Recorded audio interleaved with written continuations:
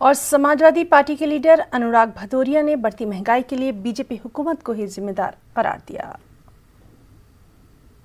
Party सिर्फ और सिर्फ जुमलेबाजी की राजनीति कर रही है, जाति धर्म की राजनीति कर रही है। महंगाई चरम सीमा पे है। डीजल, पेट्रोल और गैस तो पैंगे बढ़ा रहे हैं, इतने पैंगे बढ़ा रहे हैं कि वो आसमान छू रहे हैं। अब कहाँ हैं राजनाथ सिंह जी, अब कहाँ है स्मृति ईरानी जी, अब कहाँ हैं भारतीय जनता पार्टी के बड़े बड़े नेता जो रोडों पे सिलेंडर लेके चलते थे, कहाँ चले गए वो सब? अब तो दिखाई नहीं दे रहे हैं। उनको इतनी चिंता रहती थी जब यहाँ डीजल पेट्रोल कीमत बढ़ती थी, गैस की कीमत बढ़ती थी, तब रोड पे दिखाई पड़ते थे और कहते थे कि जब देश के डीजल पेट्रोल की कीमत बढ़ रही है तो मिडिल क्लास का और देश की जो हमारा जो कमज़ोर वर्ग है वो परेशान हो रहा है। अब क्या है? अब तो कमज़ोर वर्ग और मिडिल क्लास की कमर टूट गई है, वो तो बेचारा ज़मीन पे लेट गया जितनी महंगाई आपने बढ़ा दी है। अब कोई कुछ नहीं बोल रहा है। इसके मतलब भारतीय जनता पार्टी सिर्फ और सिर्फ सत्ता पाने की राजनीति करती है, जनता की समस्या पे कोई बात नहीं करती है। और सीधे रुख करेंगे दिल्ली का। हमारे साथ इस वक्त मौजूद हैं हमारे साथी विनीत झा। विनीत, लगातार हम देख रहे थे पिछले कुछ दिनों से पेट्रोल और डीजल की कीमतें बढ़ती जा रही थी और अब एलपीजी सिलेंडर में भी कीमतें बढ़ती दिखाई दे रही हैं। क्या इन कीमतों पर कहीं लगाम लगाई जा सकती है या फिर क्या कुछ इसमें खास नजर आ रहा है? किस चीज का असर ये दिखाई दे रहा है जो आम आदमी की जेब पर बोझ बढ़ता जा रहा है? जी ही ना, निश्चित तौर पर मैं आपको बताना चाहूँगा कि जिस तरह से लगातार में जो पेट्रोल और डीजल की कीमत जो है वो लगातार बढ़ रही है। साथ ही साथ अगर हम बात करें एलपीजी में जो डोमेस्टिक में सिलेंडर है या फिर जो प्रोफेशनल सिलेंडर है उनके भी दाम जो है वो लगातार बढ़ रहे हैं। तो निश्चित तौर पर ये जो है ये चिंता की बात है। जब हमने इससे सरकार के मंत्री से बात की तब उनका साफ तौर पर कहना था कि चाहे वो पेट्रोल की कीमत हो या एलपीजी सिलेंडर की कीमत हो, वो मार्केट से प्राइस होती है, मार्केट से रेगुलेट में होती है।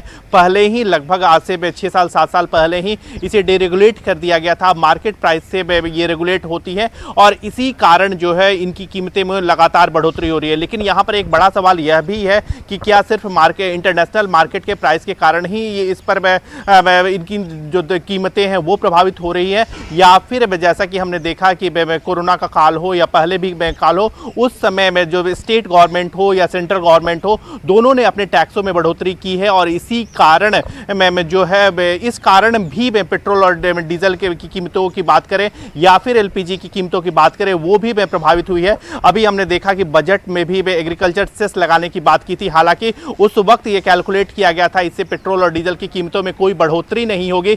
लेकिन उसके बाद जिस तरह से इंटरनेशनल क्रूड ऑयल की कीमतों में जो बढ़ोतरी हुई है उसके कारण जो है वो तो तमाम बातें हैं जो कि एक जानकार जिनके बारे में मालूमात रखता है, लेकिन आम आदमी को हम कैसे समझाएंगे?